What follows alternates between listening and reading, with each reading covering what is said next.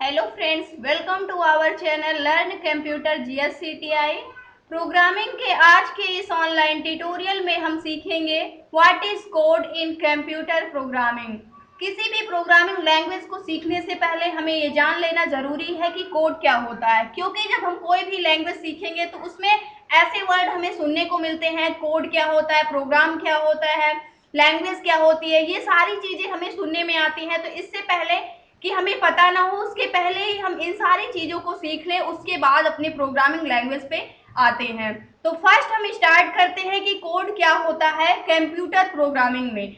तो first, in computer programming computer code refers to the set of instructions or a system of rules written in a particular programming language that's called source code। जो हमारी computer programming होती है उसमें जो computer होता है उसमें जो कोड होता है वो क्या करता है, refers to the set of instructions.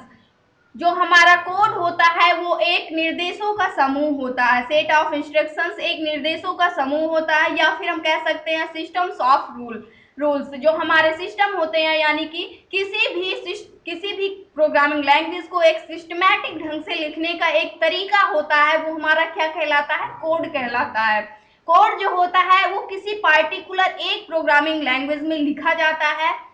उसमें क्या होता है, जैसे हम मैथ में किसी भी प्रॉब्लम को सॉल्व करने के लिए उसमें एक स्टेप वाइज फॉर्मूले को यूज करते हैं, सेम वैसे ही कोड क्या होता है, किसी भी प्रोग्राम को लिखने के लिए हम क्या करते हैं, स्टेप वाइज यानी कि सेट ऑफ इंस्ट्रक्शंस, एक स्टेप वाइज निर्देश देते हैं अपने कंप्यूटर को कि हमें क्या करवाना है कंप्यूटर से। उसका एक पूरा क्या होता है, सेट होता है, वो हमारा क्या कहलाता है, कोड कहलाता है, जिसे हम सोर्स कोड कहते हैं।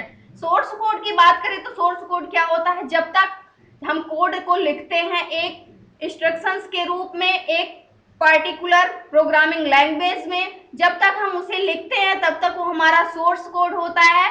उसके बाद आगे देखते हैं, it is also the term used for the source code after it has been processed by a compiler and made ready to run on the computer, that's called object code. यानी कि जैसे ही हम कोड को लिख लेते हैं, source code जो भी हमें लिखना होता है, कोड हम इंस्ट्रक्शंस दे देते हैं अपने कंप्यूटर को, उसके बाद जैसे ही अपने सोर्स कोड को क्या करते हैं, रन करते हैं कंपाइलर की मदद से, उसके बाद वो क्या कहलाता है, हमारा ऑब्जेक्ट कोड कहलाता है।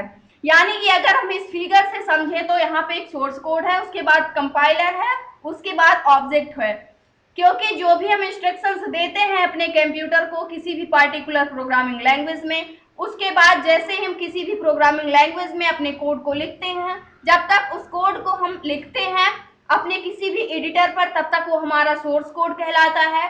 उसके बाद जैसे ही कंपाइल करते हैं हम अपने सोर्स कोड को, उसके बाद जब वो हमें रिस्पॉन्स देता है, एग्जीक्यूशन होता है, वो किस में कन्वर्ट हो जाता है, ऑब्जेक्ट कोड में कन्वर्ट हो जाता है। जो सोर्स कोड होता है ये हाई लेवल में लिखा जाता है, हाई लेवल प्रोग्रामिंग लैंग्वेज में लिखा जाता है, या असेंबली लेवल प्रोग्रामिंग लैंग्वेज में लिखा जाता है। बट जो हमारा ऑब्जेक्ट